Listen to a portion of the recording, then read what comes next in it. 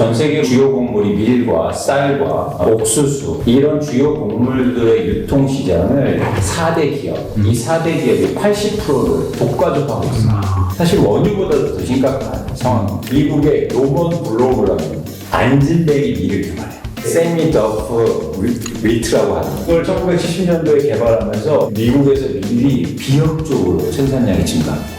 그래서 문제가 생긴 거예요. 미국에서 드디어 미국에서 그 유명한 우루과이 라운드를 추진합니다. 1986년도. 그래서 이런 역사적 배경하에 어쩔 수 없이 이게 자연적 독점이라고 하는데요. 어쩔 수 없이 유통시장이 과점화가 독점화돼요. 뭐 이런 과점 독점 회사들이 생겨서 곡물 가격이 올랐냐? 그렇지 않습니다. 이런 경우서 곡물 시장이 굉장히 안정적으로 유지되는 측면이 있어요. 상당히 강고한 체제다. 그렇죠. 예를 들어서 한국 정부가 어떤 걸 캐치 프라이즈를 내걸으냐면 한국에도 제2의 카기를 만들고 있다. 안 되거든요.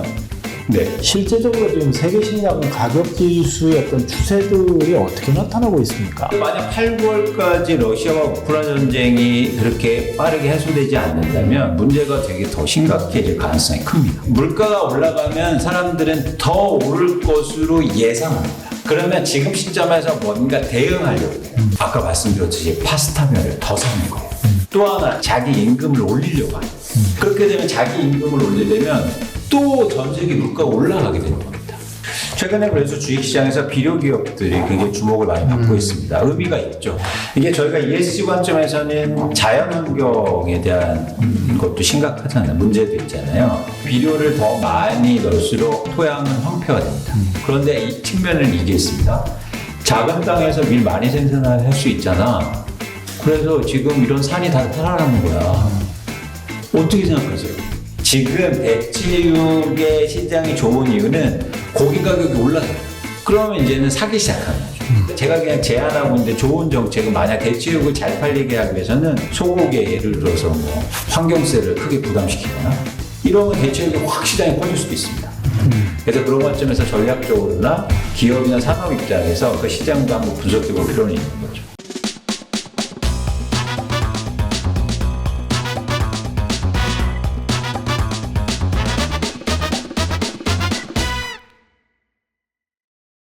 세계와 경제를 담는 새로운 지식 플랫폼 메디치보라 진행을 맡은 민소장 민경주입니다. 세계를 알아야 똑똑해지고 경제를 알면 통장이 든든해진다. 함께 진행을 맡고 있는 매대표 김현종입니다. 한국은행 총재가 이런 얘기를 했습니다. 기자간담회에서 하반기에 밥상 물가는 더 뛸 것이다. 그리고 금리라든가 이런 폭이 굉장히 커질 것이다. 빅스텝. 그래서 7월에 빅스텝 얘기가 지금 나오는 자이언트 스텝까지 갔습니다. 예, 그렇습니다. 그런데 오늘 저희가 지금 메디치브라에서 심층적으로 다뤄볼 문제가 밥상 물가와 관련된 바로 식량 위기의 문제입니다. 아시다시피 우리가 식량 위기에 대해서는 그 피렌탁의 오후에서도 한번 다뤄봤고요. 그 다음에 최재천 선생님과의 얼마 전 대담에서도 우리가 심도 깊게 다뤄봤는데 오늘 지금 이 다시 주제를 꺼낸 이유가 김 대표께서는 뭡니까? 두 가지인데요. 첫째는 우크라이나 항구가 마비돼가지고 밀이 못 나오고 있답니다. 그 뉴스를 읽었고요. 제 주변에서도 식량 사재기를 하는 사람이 드디어 나타났습니다. 아, 그래요? 예, 그 요리를 아주 잘하는 그 남자 변호사가 있는데 얼마 전에 자랑하더라고요. 파스타 겉면을 자기가 집에다 상당히 많이 사다 놨다. 겉면을요? 라면도 아니고. 왜 그러냐 했더니 혹시 라면의 보관기간 아세요? 한 5, 6개월 되지 않습니까? 예. 기름에 튀긴 거랑 한 6개월 정도인데 파스타 겉면은 한번 사놓으면 3년까지 보관이 가능하답니다. 그래서 사놨다. 앞으로 3년 뒤를 대비하고 있다. 예. 지금 상황이 이렇습니다. 어쨌든 지금 식량 위기에 각자 도생이네요. 각자 이 상황들을 어떻게 대처하는지 오늘 또 한 분의 이 메디치 더 보라가 나온 원래 스타지만 또 우리 아주 귀한 이 지금 시청률을 높이고 있는 분이죠. 미래에셋의 이광수 의원님 모셨습니다. 이광수 의원님 안녕하십니까? 네, 안녕하세요. 안녕하세요. 자, 얼마 전에 그 식량 위기와 관련한 뭐 리포트를 쓰셨다고 들었습니다. 네. 그리고 또 지난번 ESG 관련해서도 투자 관점의 접근법이 매우 새로웠다 이런 시청자들의 반응도 있었습니다. 장 지글러의 왜 세계의 절반은 굶주리는가. 이 출판계에서는 아주 좋은 아이템이에요. 한 20년째 꾸준히 잘 나가고 있습니다. 아마 이 분야에서 굉장히 좋은 입문서인데 거기서도 비슷한 얘기를 좀 해요. 뭐냐면 식량 자체는 부족하지 않다. 근데 이 유통에 좀 문제가 있다. 이런 걸 읽었거든요. 근데 이 의원님 리포트 읽으면서 좀 그 생각이 들었어요. 저도 이 책을 읽어봤는데요. 이 책은 제목이 너무 멋있는 것 같아요. 예. 그래서 질문형으로. 네. 그래서 이거 책을 잘 팔리게 하려면 제목이 중요하다. 그런 생각이 들게 하는데 전 세계의 식량 부족하지 않죠. 그런데 누군가 굶주리고 있다는 건 가장 중요한 건 배분의 문제가 있다는 겁니다. 배분의 문제가 생긴 건 유통 구조에 뭔가 문제가 있다는 거고요. 그래서 오늘은 사실 그 유통 구조에 대해서 말씀을 좀 드려볼까 해요. 저희가 어떤 본질을 꿰뚫어야 사실 문제 해결책도 나오고 또 그걸 통해서 투자의 방안도 나오기 때문에 본질에 대해서 고민을 계속 해봐야죠. 메이저 얘기죠. 뭐 이를테면 석유는 세계 7대 메이저가 있다고 하고 곡물도 뭐 4대 메이저, 5대 메이저 얘기가 있던데 오늘 좀 그 얘기를 통해서 유통, 배분의 문제를 좀 말씀해 주시는 걸로 그렇게 알겠습니다. 맞습니다. 전 세계 곡물이 주요 곡물이 밀과 쌀과 옥수수가 3대 주요 곡물이고요. 거기다 하나 붙이자면 이제 콩이 되겠는데요. 이런 주요 곡물들의 유통 시장을 4대 기업 A, B, C, D라고 저희가 불리는데 이 4대 기업이 80%를 독과점하고 있습니다. 그러니까 이게 사실 원유보다도 더 심각한 상황입니다. 그러네요. 원유 생산국은 막 다양한 국가에서 많이 나오잖아요. 중동도 대부분의 나라들이 생산이 되고 유통도 되는데 이게 곡물 같은 경우에 거의 80%가 전 세계 4개 기업을 좌지우지하고 있다는 건 굉장히 큰 문제고요.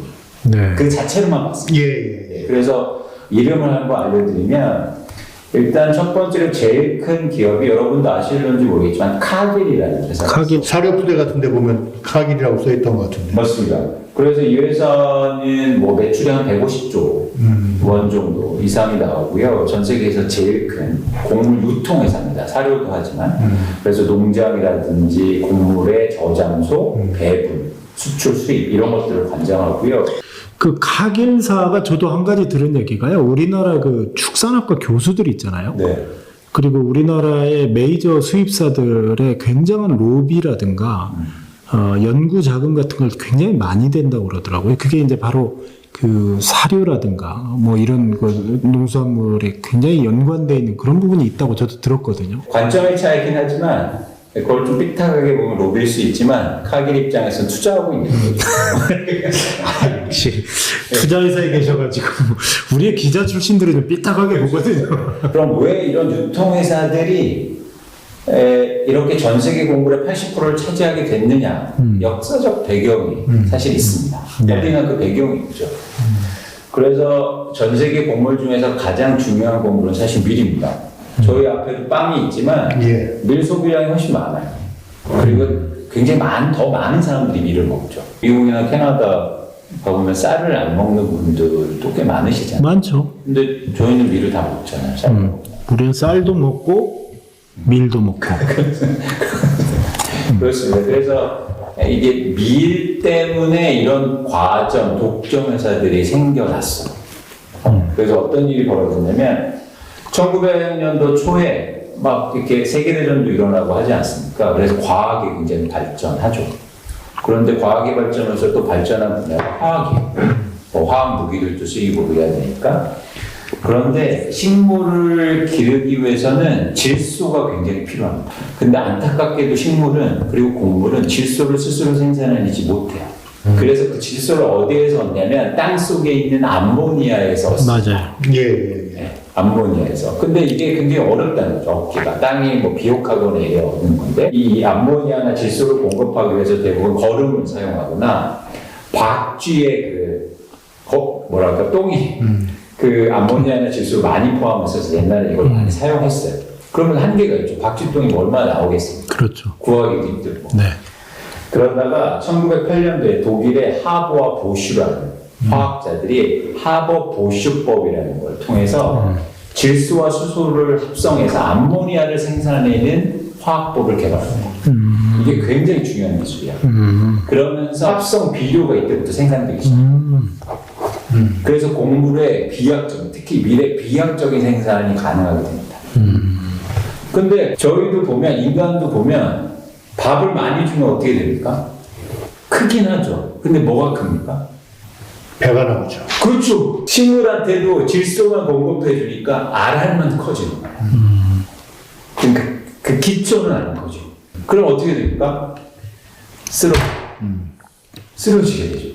그래서 문제가 생긴 거예요. 근데 미국의 노먼 블로그라는 분이 나타납니다. 이분이 뭘 개발하냐면 안진뱅이 밀을 개발해요.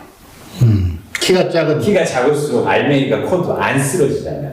그래서 이게 세미 더프 위트라고 하는 건데, 그래서 이걸 1970년도에 개발하면서 밀이 비약적으로 다시 생산량이 증가하기 시작합니다. 그래서 이분이 심지어 미래 이론 개발을 해서 노벨 평화상을 타요. 왜냐하면 기아를 종식하는 그게 도움이 됐다는 거죠. 근데 밀을 생산하려면 땅이 굉장히 많이 필요합니다. 쌀보다. 맞습니다. 생각해 보세요. 쌀은 뭐 좋은 데는 2모작도 3모작도 가능해서 한 토지에서 나오는 생산성이 굉장히 높아요. 근데 밀은 그러니까 뭐냐면 윤작을 해야 됩니다.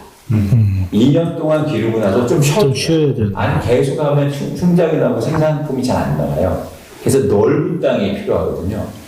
근데 전 세계에서 생각해 보세요. 밀을 가장 많이 넓은 땅에서 생산할 수 있는 나라가 어딜 것 같으세요? 미국이죠. 땅이 넓으니까. 그렇죠. 미국에서 밀이 비약적으로 생산량이 증가합니다. 그래서 문제가 생긴 거예요. 미국에서. 밀은 생산되는데 이게 소화할 만한 게 없겠죠. 그래서 어떤 일이 벌어지냐면 드디어 미국에서 그 유명한 우루과이 라운드를 추진합니다. 1986년도입니다. 우루과이 운동할 때 가장 많이 한 게 뭐냐면 농민분들 나와서 농업 개방하지 말라 이거였잖아요. 우루과이는 핵심 중에 하나가 농업 개방이에요. 그랬었죠. 네. 그래서 정부의 지원도 해주지 마라. 그게 사실 미국을 주체로 해서 미국의 밀을, 농작물을 수출하기 위한 방안이었던 거예요. 그래서 이 우루과이 라운드라든지 전 세계 농업 시장이 개방될 때 누가 주체적인 역할을 하게 되냐면 이 농작물은요, 생각해 보세요. 바다를 이동해야 되는데 굉장히 작은 나라를 굉장히 많이 이동해야 되잖아요. 그러니까 운송 비용이 많이 들어요. 그리고 인프라가 많이 필요하죠. 저장 시설이라든가 특히 썩거나 이런. 그러네. 그래서 인프라가 많이 필요한데 인프라를 투자할 돈이 없는 거예요. 그래서 민간이 개방하기 시작합니다.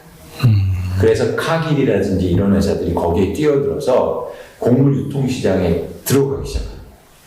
그런데 미국에서 전 세계 밀의 수출을 대부분 좌지우지하게 되고 이 기업이 거기에서 돈을 내기 시작하고 투자를 하기 시작하니까 과정력이 오고 독점력이 생긴 거죠.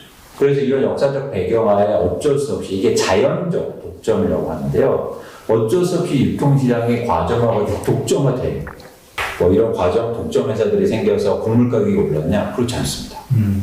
이런 회사들 때문에 오히려 곡물 때문이라는 표현은 그렇지만 이런 상황에서 곡물 시장이 굉장히 안정적으로 유지되는 측면이 있어요. 어쨌든 대기업들의 그런 곡물 유통회사들의 독과점이 발생하는 문제점들이 상당히 많은 거네요. 그러니까 역사적 배경이 있다는 거예요. 그러니까 그런 과정을 통해서 글로벌 곡물 유통기업들이 자연적 독과점 현상을 가지고 있다. 그래서 그 얘기는 뭐냐면 이 체제를 쉽게 무너뜨리기 어렵다는 거예요. 상당히 강고한 체제다. 그렇죠. 예를 들어서 한국 정부가 어떤 걸 캐치프라이즈를 내걸었냐면 한국에도 제2의 카기를 만들어 보겠다. 안 되거든요. 그러니까 그런 식으로 계속 수십 년 동안 만들어진 그 과정, 자연적인 독과점 체제를 무너뜨리기가 힘들잖아요. 그런데 아이러니하게도 그런 체제 속에서도 곡물 가격이 굉장히 안정적으로 유지됐다. 그러니까 네. 부작용이 크다고 했는데 현실에서는 이 4대 메이저를 중심으로 해서 가격 안정을 가져왔다. 그러니까 미치고 장사할 리는 없고 안정을 통해서 장기간 상당한 이익을 근데 너무 또 문제되게 많이 올리지는 않는다. 그런 얘기인가요? 그렇죠. 그리고 그들 입장에서도 과도하게 식량 가격이 상승하거나 하락하는 건 그다지 좋지 않다는 거죠. 타깃이 되죠. 그렇죠. 그리고 또 하나 뭐냐면 저희가 투자나 기업을 보실 때 가장 큰 차이점이 있어요. 뭐냐면 그러니까 기업은 법인이잖아요. 예. 근데 저희는 개인이잖아요. 개인은 유한한 생명을 가정합니다. 그러니까 가정이 아니고 그럴 수밖에 없죠. 근데 법인은 영속 기업을 가정해요. 그게 기본적인 출발이에요. 예, 예. 그런 입장에서는 그 기업의 형태를 잘 보시면 아주 오랫동안 사업을 하거나 내가 계속 영속하기 위해서 지금 일시적으로 가격을 올리거나 과도하게 이체제를 하는 게 결코 좋지 않다고 판단을 하게 됩니다. 그래서 기업들이 이런 체제를 구성하게 되면 그렇게 저희가 일반적으로 생각하는 것처럼 막 가격을 엄청나게 올리거나 가격을 엄청나게 내려서 시장을 교란시키지 않는다는 거죠. 얄팍하게 장사하지는 않는다는 얘기죠. 그렇죠. 그러니까 제가 이런 회사들을 좋다고 말씀드린 게 아니고 그게 시장의 균형이라고 하는 거고 그게 기업의 기본적으로 장기적으로 영속하기 위한 힘이어야 돼요. 그러니까 아까 말씀하신 대로 사이로도 필요하고 또 운송도 필요하고 이런 거에 있어서 스케일 메이트를 형성해가지고 웬만한 회사는 들어오기 힘든 이 우위를 확보를 했고 그걸 바탕으로 해서 단기적이고 과다한 이익을 추구하지는 않지만 안정적으로 오랫동안 돈을 잘 벌고 있다. 그렇죠. 그렇죠. 그런 관점에서 이런 회사들을 저희가 앞으로 좀 주목해서 보는 거죠. 왜냐하면 곡물 가격이 계속 안정된 이유는 이런 유통의 변화, 그리고 전 세계의 수요와, 그러니까 수출과 수입의 어떤 적정한 밸런스가 좀 유지되고 있었어요. 물론 기아도 사실 보면 계속 감소하고 있습니다. 근데 최근에 기아가 갑자기 증가하기 시작하고 중요한 이유는 곡물 가격이 갑자기 상승하기 시작했다. 그럼 이례적인 일이에요? 일단 이례적인 거죠. 이유는 뭐냐면 전쟁 때문이에요. 우크라이나하고 러시아 전쟁 때문에 밀 가격이 급등하고 그리고 옥수수 가격이나 이런 가격이 급등하면서 문제가 생기게 된 건데요. 곡물 가격의 인상이 좀 구조적인 문제가 상황이 될 가능성이 높아 보입니다. 이유는 기후변화죠. 네. 기후변화는 최재천 교수님도 지난 시간에 언급을 했는데 결국 기후의 위기 자체가 식량 위기로 바로 직결될 수밖에 없는 체제가 된다는 그 말씀하고 맥락이 같네요. 그렇습니다. 그래서 기후변화가 식량의 단기적일 뿐만 아니라 장기적으로 공급과 생산에 프레셔, 압력을 계속 가할 거예요. 그렇게 되면 곡물 생산이 쉽게 말해서 줄어들 가능성이 있는 거죠. 지금 현재에서 가장 위협적인 기후변화는 가뭄입니다. 네. 그래서 지금 미국과 유럽도 최대 가뭄, 한국도 지금 가뭄이 큰 거잖아요. 특히 브라질이 가뭄이 엄청 심각하거든요. 콩의 최대 생산지인데 이런 곡물 생산에 문제가 생기니까 당연히 압력을 가해지게 되고 가격이 바로 상승하게 되는 거죠. 그래서 이런 문제가 앞으로 되게 빈번할 수 있을 가능성이 큰데 문제는 뭐냐면 이걸 투자의 관점이나 저희가 뭐 곡물을 사는 관점에서 이 상황을 어떻게 해석하고 어떻게 바라봐야 하는지가 중요해 보입니다. 어쨌든 지금 말씀하신 것처럼 우크라이나 전쟁으로 인해서 밀이라든가 해바라기 씨유라든가 뭐 이런 부분들의 식량 수출이 현재 제대로 이루어지지 못하고 있는 상황 속에서 빚어지고 있는 첫 번째 이유. 두 번째로는 브라질과 같은 곳에서의 장기간 가뭄으로 인한 어떤 기후 변화 이런 부분들이 지금 문제가 되고 있는데 그 세계 식량 가격 지수라는 게 있잖아요. 네. 실제적으로 지금 세계 식량 가격 지수의 어떤 추세들이 어떻게 나타나고 있습니까? 최근에 좀 출렁거리고 있는데요. 뭐 역대 최고치라고 보시면 될 것 같고요. 이 곡물 지수라는 거는 이제 여러 가지 주요 작물들의 전체 가격을 지수화시킨 건데 전반적으로 곡물 가격이 오르고 있다고 보고 있고요. 대부분 가장 많이 오르는 건 이제 밀 가격. 밀 가격, 그리고 옥수수 가격, 이런 것들이 오르고 있고, 우크라이나, 러시아가 밀 수출을 가장 많이 하는 국가들 중에 하나거든요. 그렇게 되니까 밀 가격에 바로 영향을 미치는 거죠. 반면에 쌀은 가장 안정적인 그런 곡물 가격을 유지하고 있습니다. 그런데 다른 곡물 가격이 계속 압력을 받으면 인상되면 쌀 가격도 사실은 출렁거릴 가능성이 커요. 그렇죠. 네, 네. 제가 듣기로는 쌀 시장과 밀 시장이 그렇게 큰 차이는 안 나는데 규모가 다만 쌀은 국내 소비가 많대요. 그러니까 생산국 이꼬르 소비국인 경우가 많고, 근데 밀은 이제 생산국과 소비국이 다른 경우가 많으니까 수출 수입이 많고 그러다 보니까 가격의 등락이 좀 큰 편이고. 그렇죠. 근데 이제 밀이 그렇게 되면 대체제로서 쌀을 또 사람들이 많이 찾게 되니까 쌀도 영향을 받게 되겠죠. 그렇습니다. 그래서 최근에는 이제 쌀을 투자해야 된다, 뭐 이런 얘기도 하는데, 어쨌든 전반적으로 곡물 시장이 상승할 가능성이 있는 거죠. 그럼 올 하반기하고 내년도에 가격 전망을 해본다면 어떨까요? 계속 올라갈까요? 왜냐하면 곡물이 아주 특수한 거예요. 그러니까 뭐냐면 갑자기 생산될 수가 없습니다. 심어야죠. 근데 만약 8, 9월까지 러시아와 우크라이나 전쟁이 그렇게 빠르게 해소되지 않는다면 문제가 되게 더 심각해질 가능성이 큽니다. 러시아도 마찬가지고. 그래서 그런 차원에서는 사실은 이게 쉽지 않은 문제다. 최근에 이제 좀 하락도 하고 출렁거리고 있는데 지속적으로 상승 압력이 있지 않느냐 보고 있습니다. 그러니까 아까 그 파스타 겉면 사다 놨다는 변호사 잘한 거예요? 굉장히 잘하신 거죠. 왜냐하면 지금 그런 제품을 사시는 건 과거에 싼 밀로 제조되는 걸 사실 거예요. 그렇기 때문에 아직 가격 반영이 안 될 겁니다. 근데 점차적으로 이제 파스타 가격이 오르기 시작하겠죠. 밀가격이 오르는 만큼. 이 식량 위기가 언급될 때마다 땅덩이가 넓은 나라들은 우리보다 좀 덜 불안할까? 예를 들어서 미국이라든가 중국이라든가 뭐 인도라든가 이런 곳들은 좀 자급도가 좀 높은 편이 아닌가. 이런 나라들의 경우는 어떻게 보세요? 그 우루과이 라운드를 출발해서 전 세계 식량의 일종의 무역 자유화가 되면서 가장 큰 타격을 입은 건 자영농들이에요. 그러니까 자영농들이 거기에서 생산해서 나 가족들 먹고, 우리나라도 그렇지 않습니까? 그리고 또 일부 또 팔기도 하고 이런 자영농들이 대거 올라가기 시작하죠. 네. 그리고 또 하나 뭐냐면 도시화가 굉장히 빠르게 진행되면서 그러면서 그런 경장 면적 자체를 줄이는 것도 큰 문제가 되죠.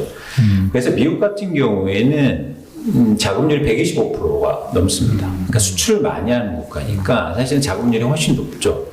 근데 중국은 과거에 100% 정도의 이게 자급률이었다가 현재는 70%대로 떨어져 있어요. 그런 자영농민들이 이제 몰락하기 시작하고 거기에서 생산성이 잘 안 나오니까. 근데 전 이게 되게 큰 문제라고 보고 있습니다. 왜냐면 중국이 뭐 인구가 많잖아요. 거기서 자급률이 떨어진다는 건 전 세계 곡물 시장의 불안 요인을 더 가중시키는 거죠. 그렇죠. 네. 그리고 인도도 마찬가지예요. 인도도 한 자급률이 90% 이상이었는데 계속 떨어지고 있거든요. 러시아는 자급률이 되게 높습니다. 수출을 오히려 많이 하는 국가니까. 그래서 미국과 러시아를 빼고는 대부분 자급률이 낮다. 우리나라는 자급률이 몇 프로인지 아세요? 자급률은 우리나라가 제일 문제 아닌가요? 그렇죠. 22%입니다. 쌀 말고는 뭐 그러니까 모든 곡물들이 합쳐서 22%밖에 안 돼요. 80% 가까이를 사온다는 얘기죠. 그렇습니다. 어떤 형태든 사오고 있고, 그래서 이 문제가 여러 가지 크게 다른 쪽으로도 영향을 미칠 수 있다는 거예요.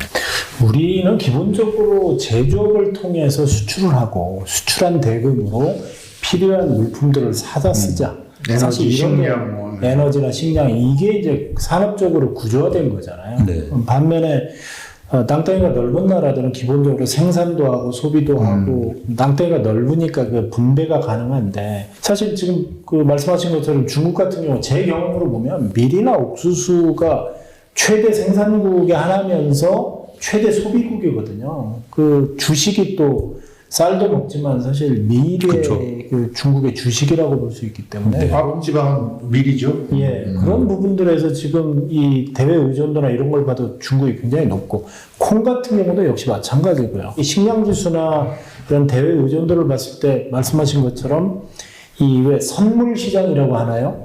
이런 선물 시장의 추세 자체가 상당히 좀 치열하게 분석하시는 분들은 앞으로의 그런 상황들 예의주시하고 있으시겠네요. 그럼요. 변동성도 되게 커졌고, 네. 특히 예상치 못한 기후 변화들, 뭐 갑자기 메뚜기 떼가 날라들고 이러면 그냥 농사 망치는 거거든요. 그런 상황이 이제 빈번해지다 보니까 사실은 말씀하셨듯이 대부분 또 이런 곡물들은 선물 지수를 통해서 많이 움직이는데 그런 변동성이 굉장히 커진 상황입니다. 그러니까 선물 거래를 통해서 말하자면 심리적 요인까지 얹어서 가격이 출렁거리는 거죠. 그렇죠. 그게 유가하고 아주 유사한 형태로 뛰는 거예요. 제가 좀 걱정스러운 거는 네. 예컨대 70년대와 80년대 그 오일 쇼크 때 네. 며칠 사이에 기름값이 4배까지 올랐잖아요. 네. 곡물에서도 상황에 따라서 아무리 뭐 아까 말씀하신 A, B, C, D 곡물 메이저들이 가급적이면 안정적으로 시장을 운영하려고 한다고 하지만 또 돈 많이 준다면 돈 많이 벌 것 같으면 또 마다하지 않는 기업이니까 네. 그런 식으로 폭등 또 아까 말씀 들어보니까 우크라이나 전쟁 계속되고 뭐 기후변화 계속되면 계속 올라간다는 그런 말씀 같은데 어느 정도까지 올라갈까요? 기준연도 비해서. 그러니까 기준년은 저희가 정하기 나름인데 지금 현재 생량지수는 2014년 기준으로 해서 한 50% 정도 상승한 상황이고요. 1900 보면 한 90년대 상황에서는 한 2배 정도 인상된 상황, 2배 한 2.5배 정도 인상된 상황이죠. 근데 아까 말씀드린 것처럼 변동폭이 커지면서 선물 시장도 많이 움직이면 곡물 가격이 더 인상될 가능성 커 보입니다.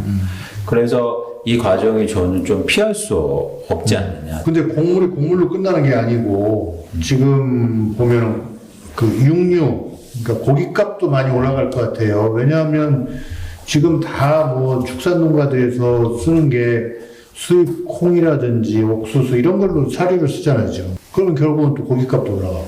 그렇죠. 이게 자료를 보면 고기를 1kg 얻을 때 소고기를 1kg 얻으려면 곡물을 11kg 먹여야 됩니다. 그리고 돼지고기는 7kg. 돼지가 훨씬 경제적이네요. 네. 닭고기가 4kg. 오. 그래서 소고기를 많이 먹을수록 곡물이 더 많이 필요해요. 소고기값이 비싼 이유가 있네요. 그렇죠. 인풋이 많이 들어가니까. 이것도 수요의 측면 하나인데 이렇게 경제가 발전할수록 저희가 소고기 많이 먹잖아요. 돼지고기보다. 소득이 많이 늘었을수록. 그러니까 소고기가 소비될수록 곡물을 많이 드는 거예요. 어쨌든 요거는 또 다른 수요 측면이니까 가장 중요한 리스크는 뭐냐면 이런 겁니다. 곡물 가격과 음식료 가격이 오르는 건 뭐냐면 물가 상승률을 더 크게 자극할 가능성이 있다는 거죠. 인플레이션이 두려운 건 적응적 기대 때문이에요. 물가가 올라가면 사람들은 더 오를 것으로 예상합니다. 그렇죠. 그렇죠? 그러면 지금 시점에서 뭔가 대응하려고 해요. 아까 말씀드렸듯이 파스타면을 더 사는 거예요. 또 하나 가장 중요한 적응적 기대는 자기 임금을 올리려고 하는 거예요. 물가가 오를 테니까. 제가 ESG 첫째 시간에서도 임금 얘기를 해드렸잖아요. 그렇게 되면 자기 임금을 올리려면 또 전 세계 물가가 올라가게 되는 겁니다. 그래서 이 곡물 가격 인상의 적응적 기대, 즉 인플레이션의 기대 심리를 올리는데 더 큰 영향을 미쳐요. 한번 생각해 보세요. 밥상 물가 얘기를 왜 합니까?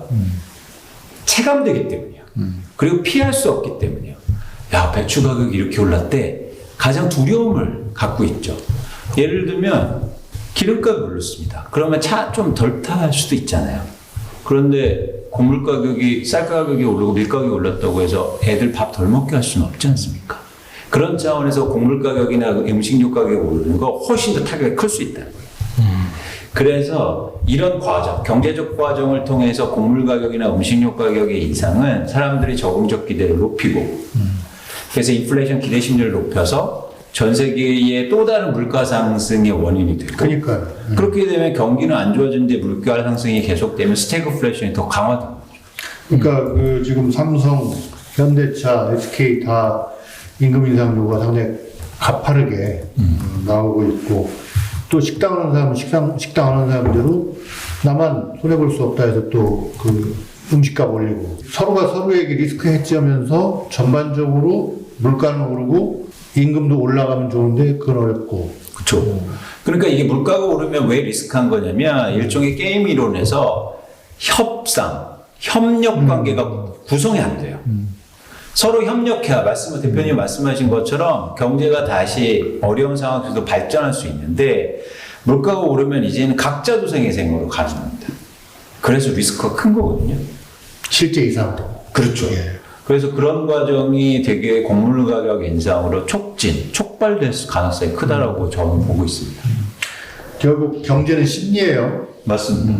근데 그 경제 심리를 좀 정부에서 잘해야 되는데.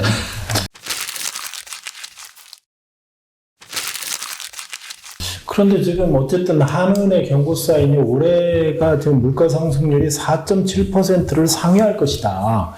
이게 2008년도에 한번 4.7을 찍은 뒤에 계속 물가가 내려왔었는데 올해 그거보다도 더 높아질 수 있다. 특히 이제 근원 물가를 제외한 나머지 계절이나 뭐 어떤 외부적 영향이 있는 바로 원유하고 식량 문제 아닙니까? 맞습니다. 두 가지 부분이 하반기에는 좋아질 수가 없는 상황이란 말이에요. 그럼 우리가 이런 상황 속에서 어떤 대응을 해야 되고 어떤 대책을 세워야 되는 겁니까? 어려운 질문이신데요. 네. 그래서 제가 저번에도 말씀드렸던 옳은 일을 하시면 되는데.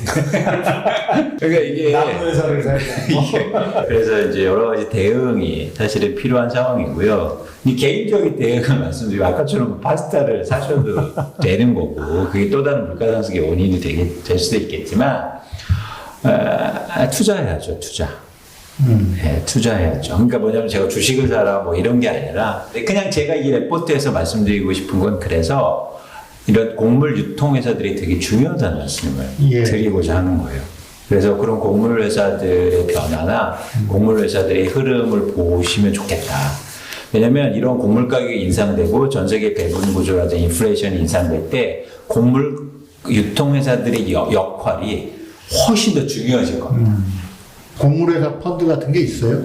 아니요, 없습니다. 곡물 펀드는 있는데 곡물 가격의 변화에 투자하는 것이기 때문에 그건 사실은 저는 권유드리고 싶진 않아요. 개인이 투자하기에는 변동성이 되게 큰 거죠. 대신 말씀드렸듯이 이런 곡물 회사를 한번 관심 있게 보시면 좋으실 것 같고 그러면 투자하셔서 예를 들어서 배당률도 올라가고 뭐 이렇게 수익률이 좋으면 좀 밀가격이 올라도 좀 괜찮지 않습니까? 그래서 일단 단편적으로 그런 말씀을 제가 이제 일종의 애널리스트 입장에서 그런 말씀을 드리고자 하는 거고 여러분들이 이 곡물 가격을 통해서 좀 거시적으로 판단해 보실 필요가 있는 거죠. 지금 가장 중요한 대안은 어쨌든 무리한 투자를 지양하시고, 그러니까 지금 저희가 생각하는 것처럼 인플레이션이 쉽게 안정되거나 그럴 상황은 아니다. 이런 여러 가지 말씀드렸듯이 기초 재화들 그리고 곡물 가격 이런 것들을 살펴볼 때 그래서 좀 주의하실 필요가 있다는 말씀을 드립니다. 아까 제가 질문을 참 잘못한 것 같아요. 우리 이광수 의원이 정부 대책의 물가를 어떻게 잡을 것인가가 아니고 이런 위기 상황 속에서 어떻게 투자를 할 것인가. 지금 우리가 이걸 얘기하려고 하는데 제가 아까 질문 잘못한 것 같아요. 취소합니다. 근데 저는 그 부분도 되게 중요하신 질문이에요. 왜냐면 이런 상황에서 가장 중요한 역할은 정책의 역할입니다. 저희가 뭐 정치를 잘한다고 해서 갑자기 비가 오지는 않아요. 조선시대 땐 그렇게 생각할 수도 있겠죠. 근데 과학이 발전했는데 아무도 그런 생각을 안 갖잖아요. 그럼 이런 불가피한 상황 속에서 아까 말씀드린 곡물만 바라보면 생산과 수요의 불일치가 일어나는 거잖아요. 이런 상황을 해결할 수 있는 건 사실 기업도 중요하지만 그 위에는 정치가 있는 거예요. 그래서 그런 기업들이나 그런 생산 유통 구조 방식을 어떻게 개혁하고 그런 쪽으로 개선할 건지에 대해서 누가 과연 고민을 하고 있느냐. 그래서 그 고민들을 통해서 이런 문제를 해결할 수 있다. 아까 말씀드린 것처럼 경제 주체들이 협력할 수 있다면 그럼 훨씬 더 좋게 만들 수 있거든요. 어려운 상황에서도. 그 이제 정치보다 정치력의 복원 같은 게 필요할 것 같은데 적당한 그 땜질식 처방은 잘하는데 근원적인 해결은 좀 어렵고 이런 경우에도 글쎄요 현재까지 공무원들이 보여주고 있는 건 뭐 예를 들면 뭐 업계 사람들 부르다가 뭐 물가 인상 좀 자중해달라든지 이런 거지 내지는 뭐 걷고 있는 유류세 좀 더 인하해가지고 언발의 오줌 누기죠 뭐 이런 건데 참 걱정입니다. 뭐 어쨌든 그거는 그것대로 풀어나가야 될 것이고. 네. 검사들보다는 어쨌든 행정고시 재경직 합격한 사람들의 활약이 기대되는 그런 시점이고 네. 투자는 말씀하신 대로 직접적인 곡물 투자보다는 곡물 회사들의 관심을 좀 가져보시라. 유통회사들.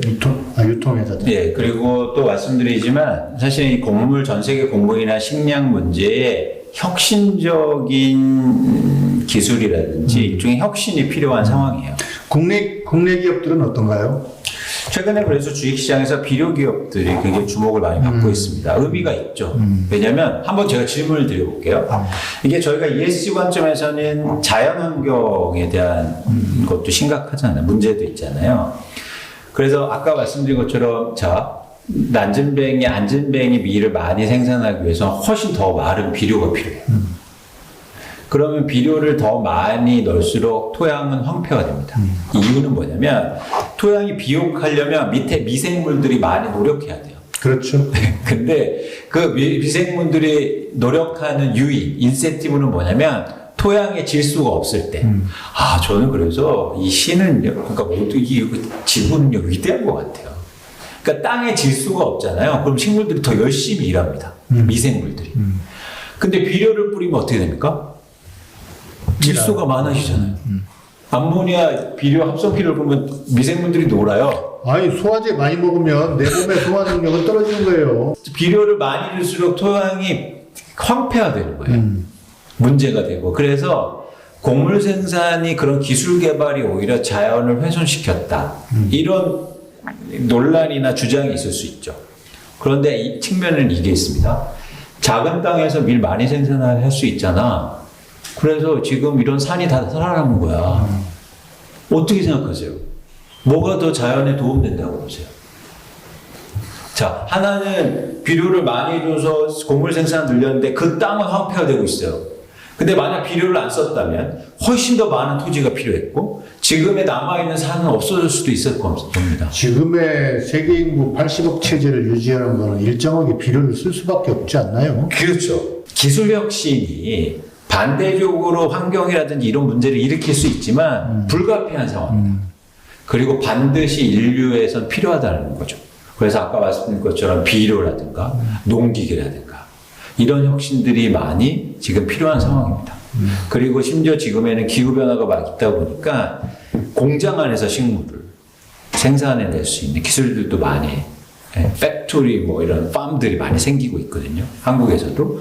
그런 것들을 유심히 보시면 그런 것들이 기술 혁신인 거죠. 농업 바이오 주식 같은 걸 사라는 얘기네요. 중요합니다. 그래서 그런 회사들 중에서 과연 이 회사들이 근본적으로 그런 문제들을 해결할 수 있는 거에 다가갈 수 있느냐. 그리고 누가 그런 회사들 보면 막 비난할 수도 있어요. 토양을 막 나쁘게 한다. 근데 그건 불가피한 기술들이라는 거죠. 아니 미국 사람만 끼니마다 소고기 스테이크 먹고 중국 사람 먹지 말라고 하면 그건 말 안 돼요. 그렇습니다. 해마다 CES를 가는데 거기에서 이제 푸드테크라는 게 한 2, 3년 전부터 쭉 나왔고 네. 그 중에 대체육을 생산하는 임파서블이라든가 비욘드 미트 또 오틀리 이런 기업들이 상당히 각광을 받고 있거든요. 최근에 그 미국 주식의 흐름을 보면 주식 가격이 폭락하는 상황 속에서도 이쪽의 하락률이 이렇게 많지 않더라고요. 네. 많은 고기를 생산하는 데 따른 어떤 지구 환경의 오염이라든가 이런 걸 대체하기 위한 이런 식품 회사들 대체 식품 이런 회사들이 굉장히 주목을 받더라고요. 그렇게 보십니까? 되게 중요합니다. 아까 말씀드린 것처럼 소고기를 1kg, 고기 1kg에 위해서는 곡물을 11kg 써야 된다는 거거든요. 그런 상황 속에서 사실은 소고기보다 그냥 콩으로나 밀로 만든 뭔가 대체육이나 이런 걸 만들기 효율적일 수도 있는 거예요. 자연에 좀 도움도 될 수 있고. 그러니까 임파서블 햄버거를 먹어봤더니 버거를 먹어봤는데 거의 고기하고 비슷해요. 네. 근데 이게 이제 우리나라에도 지금 이미 들어오고 있고 비건들을 위한 여러 가지 식당들이 지금 생겨나고 있잖아요. 네. 그래서 대체육 자체는 ESG 관점에서도 우리가 관심을 좀 갖고 말씀하신 것처럼 좀 갈 필요는 있겠다. 또 식량 위기를 해결할 수 있는 하나의 방편이 될 수 있는 거니까 저는 중요한 자산이 될 수 있다고 봅니다. 그렇습니다. 근데 대체육도 제가 이제 ESG 첫째 시간에 말씀드렸는데 ESG 재화를 저희가 분석하고 기업을 분석할 때 대체 시장을 볼 필요가 커요. 그러니까 그 자체의 선함은 존재하죠. 좋은 점은. 근데 소비자들이 그걸로 통해서 예를 들어서 과시욕이 나지 않는 상품은 절대 사지 않는다는 겁니다. 지금 대체육의 시장이 좋은 이유는 고기 가격이 올라서예요. 소고기 가격이 너무 계속 올라가고 있으니까 상대적으로 대체육이 싸 보이거든요. 제가 최근에 외국에 나가 보니까 대체육이 이제 소고기보다 싸지고 있더라고요. 그러면 이제는 사기 시작하는 거죠. 제가 그냥 제안하고 있는데 좋은 정책은 만약 대체육을 잘 팔리게 하기 위해서는 소고기에 예를 들어서 뭐 환경세를 크게 부담시키거나 이러면 대체육이 확 시장이 커질 수도 있습니다. 그래서 그런 관점에서 전략적으로나 기업이나 산업 입장에서 그 시장도 한번 분석해 볼 필요는 있는 거죠. 네. 자, 식량 위기와 관련해서 오늘 그 이광수 의원님하고 좀 얘기를 나누다 보니까 이제 시간이 된 것 같습니다. 매 대표님께서 오늘 좀 인상 깊었던 부분은 어떤 부분이었어요? 이 의원님의 말씀을 쭉 제 나름대로 해석을 해보니까 식량은 과학기술이다 하는 걸 좀 깨달았어요. 그러니까 곡물 메이저 탄생 과정도 비료 그 발명에서부터 시작됐고 또 뭐 유통 저장 시설 기술의 발달 이런 거와 관계되고 또 한편으로 아까 뭐 푸드테크라든지 농업 바이오주 뭐 이런 얘기도 나왔습니다만 결국 80억이 먹고 사는 이 체제가 과학과 기술의 힘으로 여기까지 왔다면 현재의 위기를 푸는 것도 과학과 기술이다. 뭐 우크라이나 전쟁 같은 걸 막을 수 없다면 뭐 그것대로 해결하기 위해서 노력해야겠지만 그래도 과학기술과 농업, 식량과 관계된 주식을 좀 사야겠다. 그런 생각이 들었습니다. 네. 근데 이 식량의 변화는 사실 인류의 역사 내지 인류의 변화에 크게 영향을 미칠 가능성이 되게 큽니다. 과거 얘기를 한번 해드리면 예를 들면 이런 거죠. 서유럽에서 밀이 막 많이 자라기 시작해요. 그러면서 밀은 근데 아까 말씀드린 것처럼 윤작이 불가피하거든요. 그래서 이게 휴경하는 기간이 필요하죠. 그래서 유럽에서는 거기다 땅을 이렇게 좀 좋게 만들어야 되니까 소를 기르기 시작했습니다. 그래서 유럽 사람들이 소고기를 먹기 시작하는 거예요. 그러니까 밀의 생산 때문에. 또 하나 그러다 보니까 사실 밀은 많이 생산 안 되잖아요. 그래서 인구 성장률이 둔화되기 시작합니다. 그러니까 노동 급여가 올라가기 시작하는 거예요. 이 식량을 많이 구할 수 없으니까. 그래서 유럽이 훨씬 더 기술 혁명이 빠르게 일어나는 거예요. 이 예를 드리는 이유가 결국엔 식량 문제의 변화, 식량이 이런 가격 변화라는 게 인류의 변화에 장기적으로 보면 크게 영향을 미칠 수도 있다. 그래서 여러분들이 단순하게 뭐 밀가격이 오르겠다, 밀가격이 오르는 게 세상의 변화를 크게 일으킬 수도 있다는 거죠. 그런 관점에서 좀 관심 있게 좀 많이 보셨으면 좋겠다는 말씀 드립니다. 그런 과학기술 발전 쪽으로 좀 촉진 요인이 되면 좋겠습니다. 네, 그렇습니다. 네. 얼마 전에 생명다양성재단의 최대천 교수님에 의해서 오늘 미래에셋 이광수 의원님과 함께 기후변화 또 그에 따른 식량의 위기 문제를 우리가 심층적으로 좀 다뤄봤습니다. 메디치브라에서는 다른 곳에서는 좀 볼 수 없는 그러한 특별한 아이템들을 가지고 오는데요. 앞으로 이광수 의원님 또 다른 주제들 가지고 하실 때 또 좀 출연해 주셔서 나와주시길 바랍니다. 알겠습니다. 이 의원님은 꼭 우리한테 거꾸로 질문을 해가지고 긴장시키는 거의 유일한 출연자세요.